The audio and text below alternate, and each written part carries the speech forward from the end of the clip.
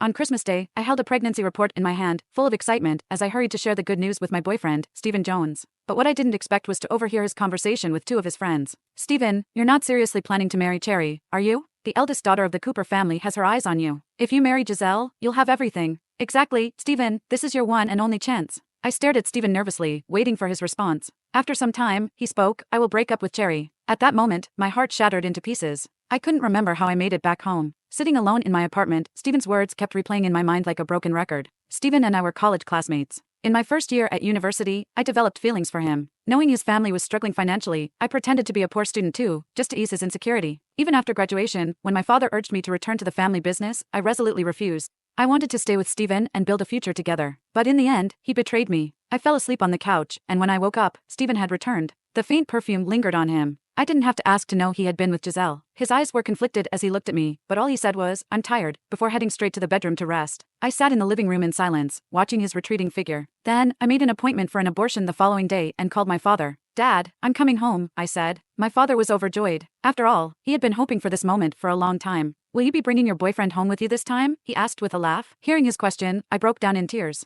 My father was alarmed by my sobs, repeatedly asking what had happened and offering to come to me immediately. But I refused. I assured him I would handle everything before returning home. After hanging up, I packed my belongings and left a note for Stephen. The next day, I went through with the procedure. The sympathetic gazes from the nurses cut through me like knives, but I forced myself to stay composed. As I lay on the hospital bed afterward, my phone rang. It was Stephen. "Cherry, where did you go?" His voice was laced with anger. "What does your note mean? Are you breaking up with me?" I let out a soft laugh. "Stephen, isn't this what you wanted? You chose Giselle long ago, didn't you?" My words silenced him on the other end of the line. After a moment, he lowered his voice and asked, "How do you know about Giselle?" Hearing I didn't answer, Stephen anxiously said, "Cherry, it's not what you think." I chuckled coldly, then ended the call. I no longer had the energy to entangle myself with Stephen. I called my father again to confirm my return. This time, he came to pick me up personally. When he saw me, his eyes refilled with pain and concern. I could see the pain in my father's eyes as he brought me back home and urged me to rest. During this time, he took great care of me, and little by little, I began to move on from Stephen. But one day, while scrolling through my social media feed, I stumbled upon a post that stopped me in my tracks.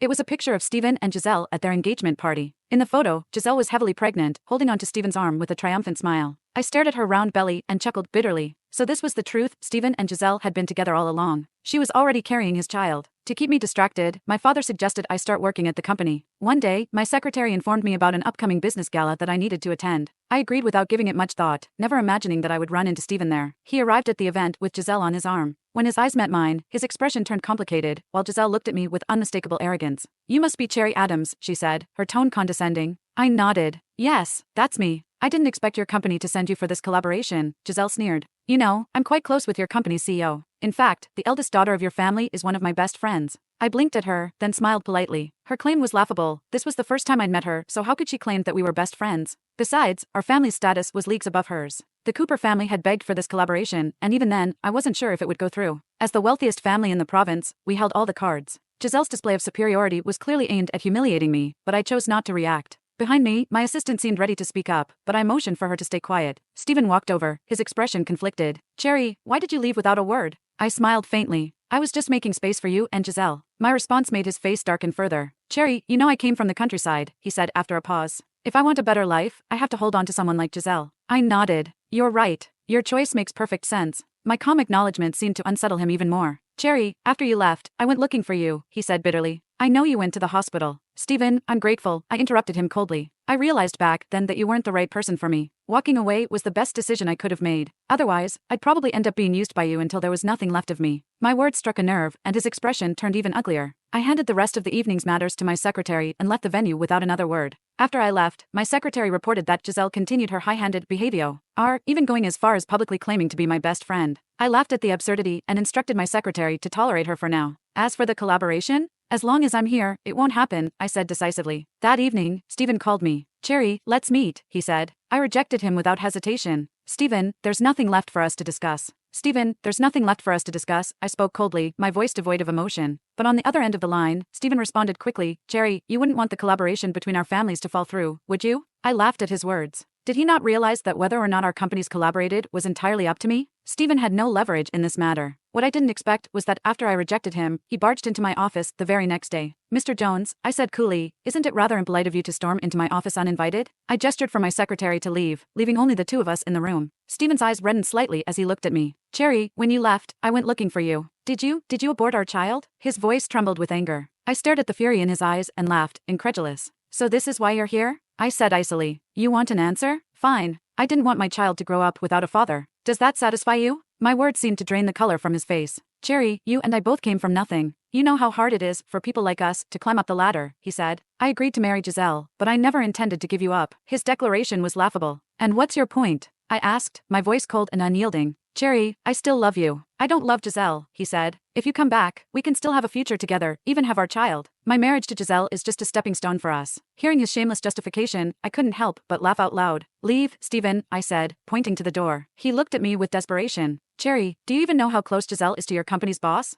All it would take is one word from her, and you'd lose your job. Cherry, you'd better listen to me. If she ruins your career, you'll still have me to rely on. His words were so absurd that they were almost comical. No need, Stephen, I said firmly. Rest assured, no matter what happens, I'll never come to you for help. Before I could escort him out, the door to my office slammed open again. This time, it was Giselle. She stormed in, her eyes blazing with fury. I knew it. You're the vixen trying to seduce my husband. I looked at her coldly and said, I have no interest in your husband. Both of you, please leave. Leave? She screeched. We came here for a business collaboration, not so you could seduce my man. She continued shouting, where's your boss? I demand to see him right now. I'll make sure. You're fired. Her tantrum was pathetic, and I watched her with icy disdain. Stephen rushed to her side, trying to calm her down. Giselle, let's leave. There's nothing between me and Cherry. Stephen reached out, trying to pull Giselle away. But before he could, she slapped him hard across the face. Stephen, I married you because I pitied you. And now you dare to cheat on me? She yelled, hitting him repeatedly while berating him. Stephen lowered his head, retreating step by step under her assault. Watching this unfold, I shook my head. I observed their scene coldly and gave my secretary a subtle signal to call security. She quietly stepped aside with a phone in hand. As Giselle landed slap after slap, Stephen stood there, humiliated. A sense of ironic satisfaction washed over me. Thank goodness I hadn't married him. At that moment, I felt nothing but relief for seeing his true colors before it was too late. Suddenly, Giselle turned her anger toward me, glaring as she screamed, It's all your fault, you vixen. You seduced my husband. She lunged at me, ready to attack. I wasn't Stephen. The moment she came close, I slapped her hard across the face.